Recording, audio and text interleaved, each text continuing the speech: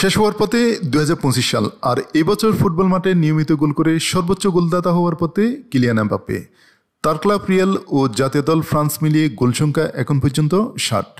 2025 সালে এখন পর্যন্ত এমবাপ্পেই সর্বোচ্চ গোলদাতা। ক্লাবের পারফরমেন্সের দিকে তাকালে দেখা যায় রিয়ালের হয়ে তিনি চলতি বছরে 54 ম্যাচে 53 গোল করেছেন, যার মধ্যে 23 গোলই চলতি মৌসুমে এসেছে। চলতি মৌসুমে রিয়ালের মোট গোলের সংখ্যা 56% এসেছে এমবাপ্পের কাছ থেকে। জাতীয় দলের হয়ে তিনি এবছর 7 গোল করেছেন। বছর শেষ হওয়ার আগে ডিসেম্বরে ক্লাবের হয়ে আরও 5টি ম্যাচ খেলার সুযোগ পাচ্ছেন এই ফরাসি তারকা। এই 5 ম্যাচে কমপক্ষে 7 গোল করতে পারলে এমবাপ্পে 21 শতকে এক পঞ্জিকা বসে ক্লাবের হয়ে সর্বোচ্চ গোলে দ্বিতীয় স্থানে উঠে আসতে পারেন। তখন তার ক্লাব গোল হবে 60টি। বর্তমানে 21 শতকে ক্লাব ফুটবলে এক বছরে 59 গোল নিয়ে ক্রিস্টিয়ানো রোনালদো দ্বিতীয় স্থানে রয়েছেন।